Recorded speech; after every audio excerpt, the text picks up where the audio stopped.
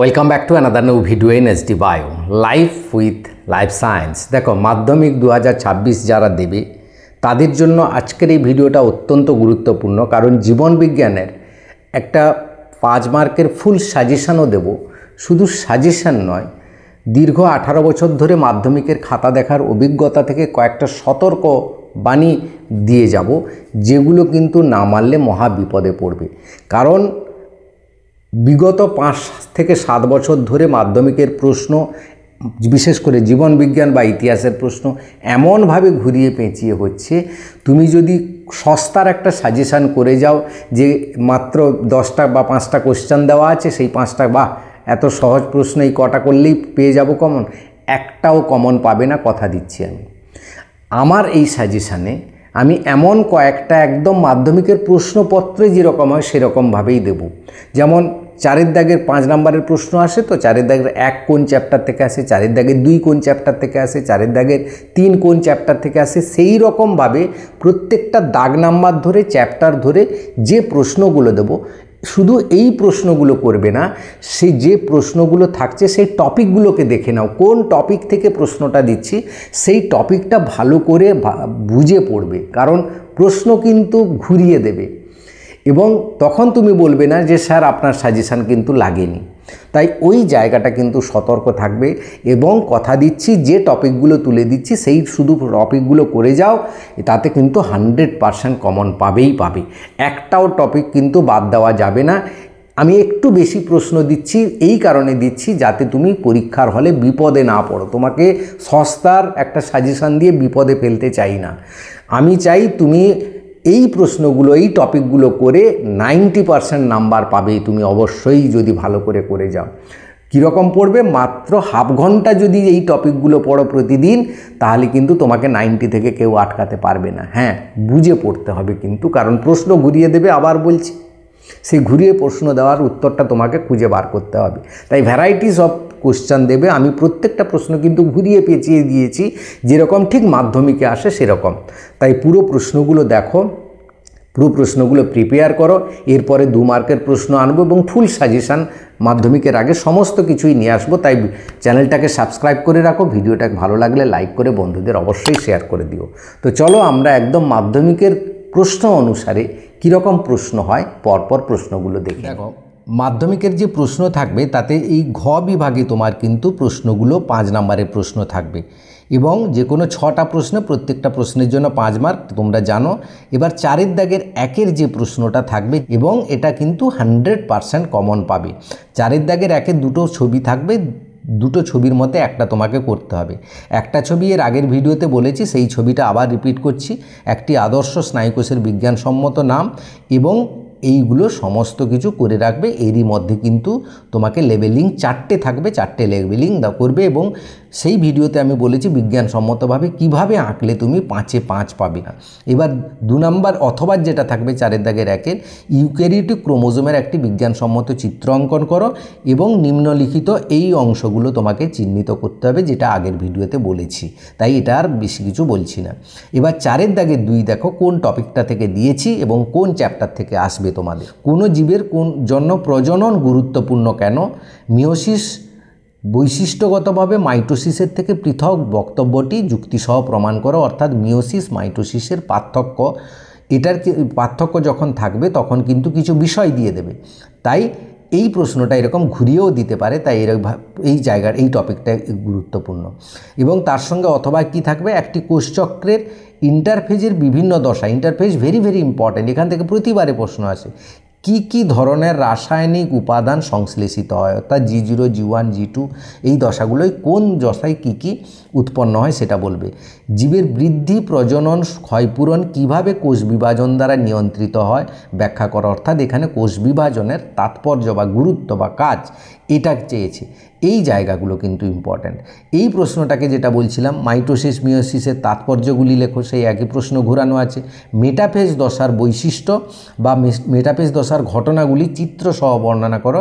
এবারে কিন্তু মেটাফেজ আসবে, কতবারে অ্যানাফেজ এসছে, এবারে মেটাফেজ আর প্রফেজ, এই 2টো দশার মধ্যে একটা 100% প্রশ্ন পাবে। এই প্রশ্নটা এবার ইম্পর্ট্যান্ট। উদ্ভিদের নিষেক পদ্ধতি, হ্যাঁ, বা সপুষ্পক উদ্ভিদের যৌন জনন পদ্ধতি শব্দচিত্রের সাহায্যে দেখাও, ফার্নের যৌনক্রমটি রেখাচিত্রের সাহায্যে দেখাও।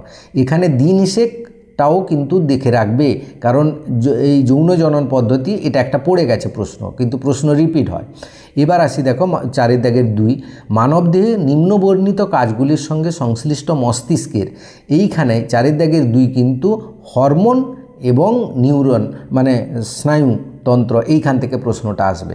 তাই বাকশক্তি, ক্ষুধা তৃষ্ণা, দেহভঙ্গি, ভারসাম্য, জিহ্বা সঞ্চালন, গলাধঃকরণ, মূত্রত্যাগ, শ্বাসক্রিয়া নিয়ন্ত্রণ, এগুলো কোন কোন অঙ্গের কাজ সেটাকে তোমাকে মেনশান করতে হবে। এখানে প্রশ্ন ঘুরিয়ে দিতে পারে যে হাইপোথ্যালামাসের একটা কাজ লেখো, এরই মধ্যে কিন্তু প্রশ্নগুলো রয়েছে। তাই পরের প্রশ্ন দেখো, মানবদেহে 3 জোড়া বিপরীতধর্মী কাজ করে এমন হরমোনের সঙ্গে তুলনা করো। ইনসুলিন, গ্লুকাগন, ইস্ট্রোজেন ও প্রোজেস্টেরন, এফএসএইচ, এলএইচ।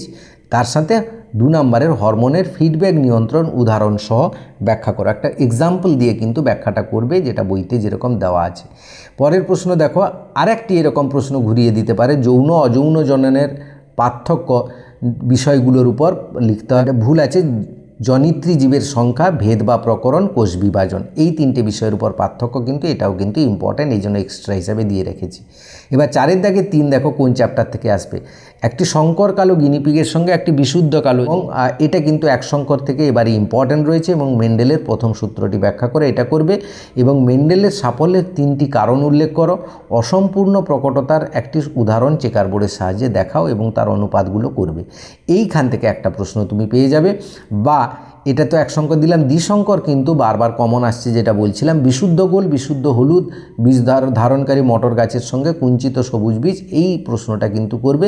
এর ফিনোটাইপিক অনুপাতগুলো চেকার বোর্ডের সাহায্যে দেখাও। এই পরীক্ষা থেকে মেন্ডেলের যে দ্বিতীয় সূত্রটা, সেই সূত্রটা ব্যাখ্যা করো, মানে সূত্রটা লিখতে হবে তোমাকে।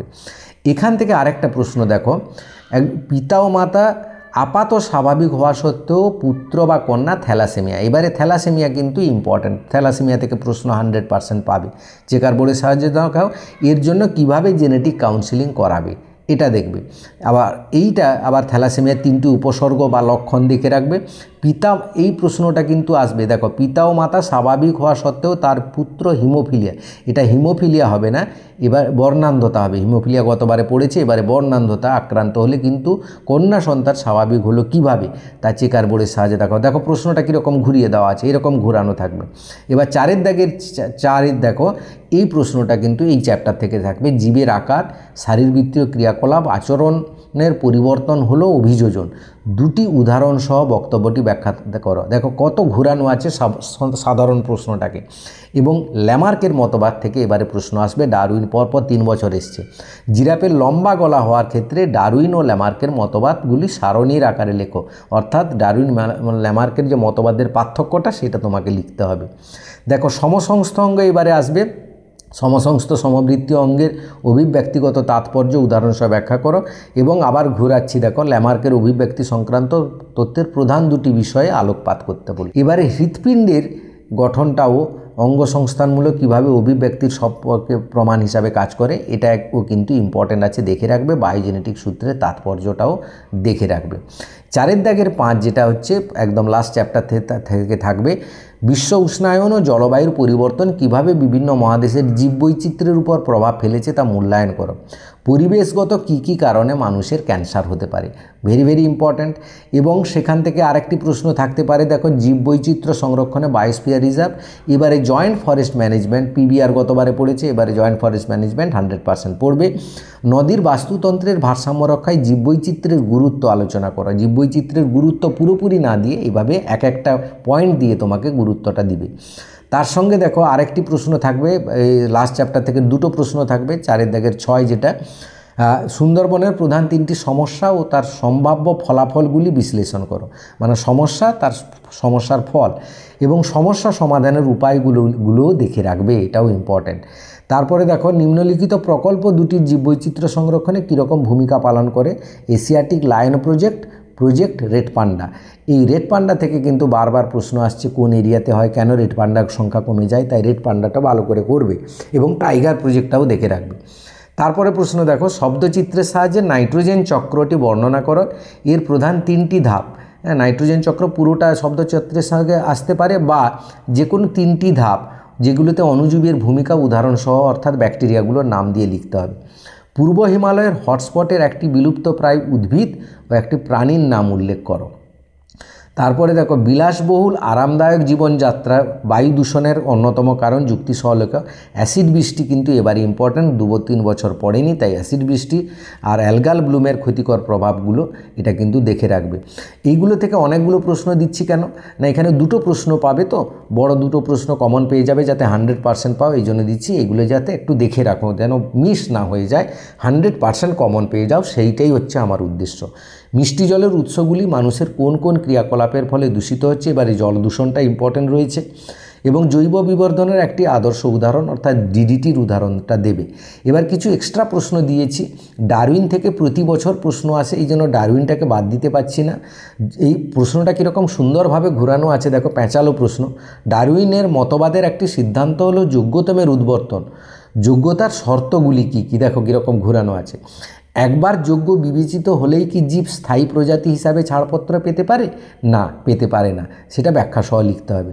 সন্তানের লিঙ্গ নির্ধারণ পদ্ধতি, এটাও প্রায় প্রতি বছর ঘুরিয়ে ফিরিয়ে আসছে। মানব সমাজের ভ্রান্ত ধারণা কিভাবে নির্মূল প্রমাণ করবে, একটি ক্রসের মাধ্যমে দেখাও। মেন্ডেল মটর গাছ নির্বাচনের কারণগুলি, এটা আগে একবার দিয়েছি প্রশ্নটা, তাই রিপিট হচ্ছে। এবার দেখো, সুন্দরী গাছের লবণ সহন অভিযোজনগুলি ব্যাখ্যা করো। প্রদত্ত দূষকগুলি পরিবেশ ও মানব স্বাস্থ্যের কী কী প্রভাব ফেলে মূল্যায়ন করো। কী কী দূষক? নাইট্রোজেনযুক্ত রাসায়নিক সার, কীটনাশক আর হচ্ছে স্বাস্থ্যকেন্দ্রের আবর্জনা, এগুলো তিনটি পরিবেশের উপর কী প্রভাব ফেলে। এবার দেখো, কৃষিকাজ ও উদ্যানবিদ্যা, কৃত্রিম উদ্ভিদ হরমোনের ভূমিকা, মানবদেহ গ্লুকোজ শোষণে ও বিপাকের উপর ইনসুলিনের প্রভাব। ভালো লাগলে লাইক করে সবাইকে শেয়ার করে দাও।